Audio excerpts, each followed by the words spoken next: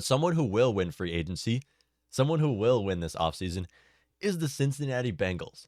Okay, the Bengals are coming off of a Super Bowl appearance, and I want a lot of you fans of this Vikings team, fans of these similar young teams, to take notes here at what the Bengals did.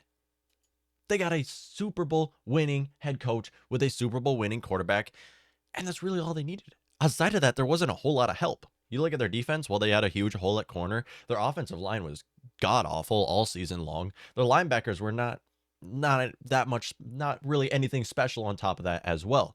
Really, the only thing the Bengals had was very young offensive playmakers that led them to a Super Bowl. Now, their safety group was solid, but outside of that, everyone on their team is on rookie contracts. What that means is they have a ridiculous amount of salary cap. Like, this team could not be in a better situation. And I've said in the show, I said, as a Vikings fan, I would cut an arm and a leg off to be in this situation that the Bengals are in right now.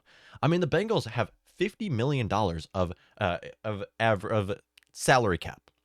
Around, I estimated that, but about $50 million of salary cap. And after they cut Trey Waynes, who's been in a very overpaid contract, after they cut that Hopkins guy who played at center, who did an awful job, after they cut those two players, they're going to have $67 million of salary cap.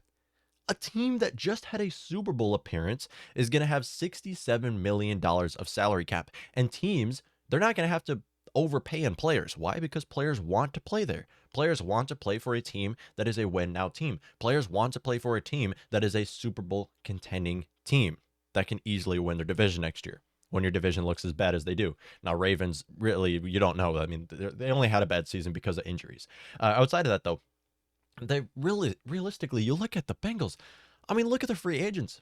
It's not that bad. Like CJ Ozama, their starting tight end, had a good season. They're probably going to bring him back. Jesse Bates, they'll probably end up franchise tagging him. If not, it's not the worst thing in the world, but likely they will franchise tag Jesse Bates on top of that. Riley Reef, starting right tackle, is also going to hit free agency. Again, not a big need for the Bengals. Both Trey Waynes and Riley Reef played with the Vikings in the past, but will likely not be with the Bengals next year. And then you look at the free agency. I mean, look at the Bengals. They have so much money to spend. They have a ridiculous amount of money to spend. And you look at what held the Bengals back this last year. Well, you look at it and you're like, their cornerback room was bad. Their secondary was awful. Now, Von Bell and Jesse Bates were a solid safety duo. But outside of that, their secondary sucked. Their pass rusher was actually solid. It came together by the end of the season. And then you look at their offensive line, and wow, do they have a awful offensive line.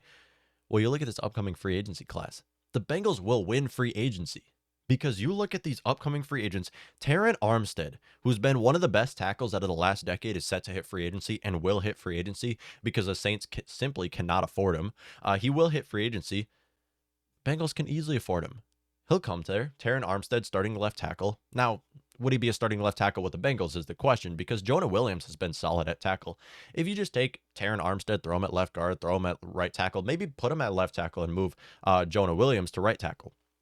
It's all okay decisions, but they have to sign Terron Armstead, and right there, they're already winning free agency. Outside of that, Brandon Sheriff is set to hit free agency, arguably the best right guard in football, set to hit free agency. Top 5 right guard in football. I don't think he's by any means the best right guard in football.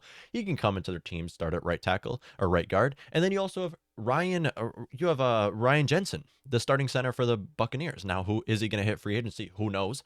But again, you just sign those 3 players. You put Joe Burrow in the right position to succeed. That's how you build a dynasty. That is exactly how you build a dynasty. You bring in a great head coach, a young offensive-minded head coach like Zach Taylor. You bring in a quarterback like Joe Burrow, maybe one of the best quarterbacks I've ever seen play college football, has already been an outstanding quarterback in the NFL.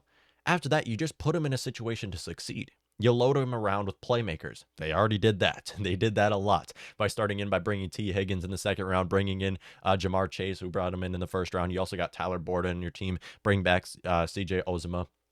I mean, just outstanding playmakers right there. And then Joe Mixon, obviously, is in the backfield on top of that. And then you just beef up that offensive line. That is how you build a dynasty. You put your quarterback in the right position to succeed, build around him, and you will be set for the next decade. Now, again, getting a first overall draft pick is not very easy, so I guess a lot of teams are not able to do that. But still, I mean, just an excellent, excellent, excellent team. And I would love to be in the situation that they're going to be. And I believe that's why they will win free agency this next year or this offseason. On top of that, you look at defense, like Bengals need corners. Okay. Eli Apple was awful. Adobo said the guy that was with the Cowboys before, I don't even really remember how to say his name, Chidobe Awozi, I think it was. He can stay with the team, fine. Have him as a cornerback too. But Eli Apple's got to go. Trey Waynes has got to go on their team, and then you just bring in someone else. Even after Taron Armstead, Brian Sheriff, and Ryan Jensen, if they do sign them, you still have money. Like, you still have money to spend. And this is where you can sign a player who's expected to hit free agency. Stephon Gilmore, an outside linebacker. Like, you have Von Miller, Chandler Jones hitting free agency. You can just pass on the old guys and just go for Harold Landry.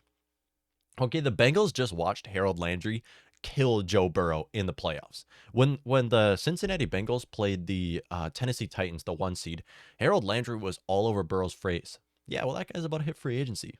Just bring him in onto your team. You can't beat him, join him. All right, Harold Landry, you can't beat him, join him. Go to play with the Cincinnati Bengals because they will respect you more than a Tennessee Titans team. And again, just an outstanding team.